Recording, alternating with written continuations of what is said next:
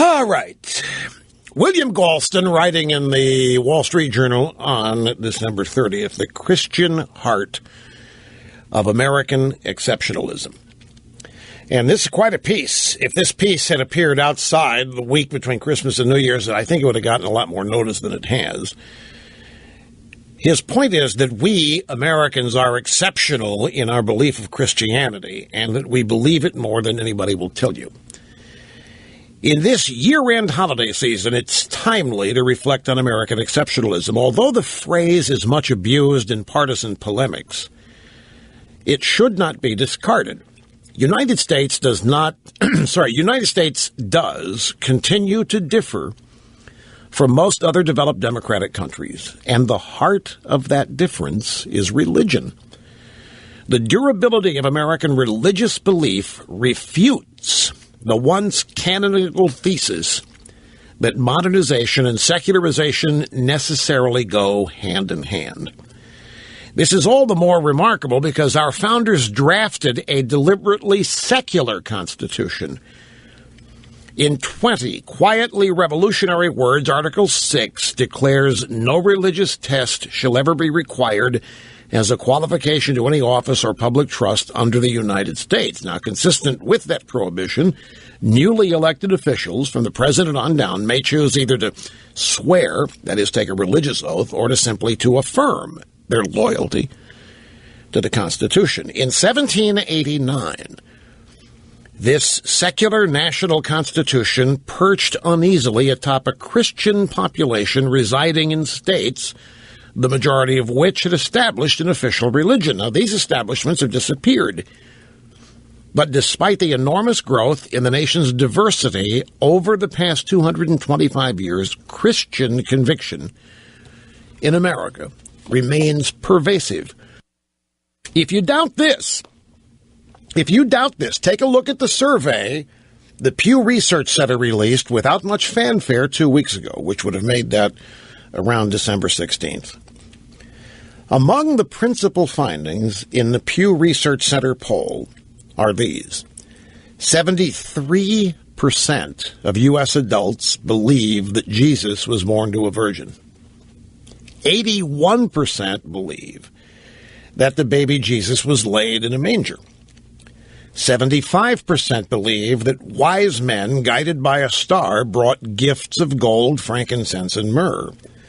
And 74% believe that an angel announced the birth of Jesus to shepherds. And fully 65% of Americans believe all four of these elements of the Christmas story, while only 14% believe none of them. Now, although Republicans are more likely to espouse these beliefs than are Democrats and independents, each group endorses them by a 2/3 majority or more. Did you catch that, folks? Now, these are striking numbers that Mr. Galston cites here. Although Republicans are more likely to espouse these beliefs than are Democrats and independents, each group, Republicans, Democrats, Independents, endorse them by a 2/3 majority or more. As expected, conservatives are more likely to espouse them than are moderates and liberals. But here again, majorities of each group endorse each belief. Among liberals, 54% profess a belief in the virgin birth. What about the growth of secular thought in young Americans? Well, as the Pew report dryly notes, there is little sign of a consistent generation gap on these questions. And actually, that's an understatement.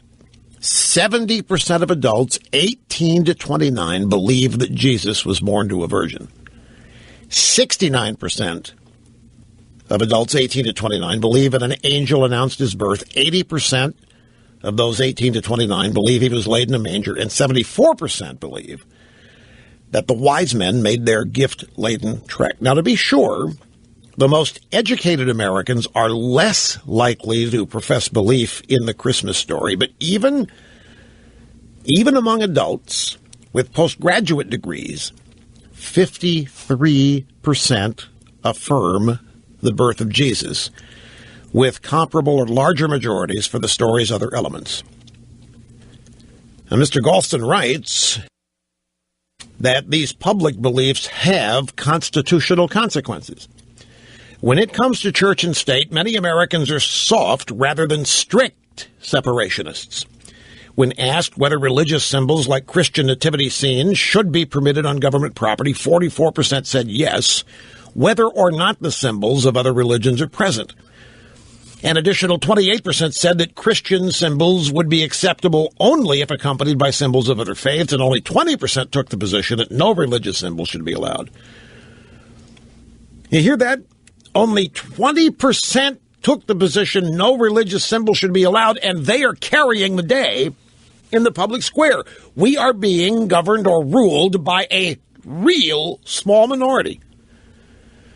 But it doesn't hide the fact of what real Americans, and I don't mean real as false, but what genuine Americans believe, according to the Pew survey. And Mr. Galston writes, Democrats should pay careful attention to these findings in reaction to the excesses of the religious right in recent decades. Many secularists and strict separationists took refuge in the Democrat Party. Their voices are important, but if the party takes its bearings only from their concerns, it risks serious misjudgment. Many Americans believe that religion has a legitimate, if limited, role in public life, including politics. Many Americans believe it's wrong, not always, but usually, for laws and regulations to coerce individuals contrary to their conscientious beliefs. Goes on to cite some other numbers. Here, Public Religion Research Institute, 2014 American Values Survey, country split down the middle. 46% of Americans are more worried about the government interfering with the ability of people to freely practice their religion than they are about religious groups trying to pass laws that force their beliefs on others. But a political party that wants to build a durable majority should listen carefully to all of this and seek policies that acknowledge the legitimacy of their concerns. It goes on to point out that the root of American exceptionalism is found right here in America's religious beliefs, which are far more Christian than anybody would actually ever believe.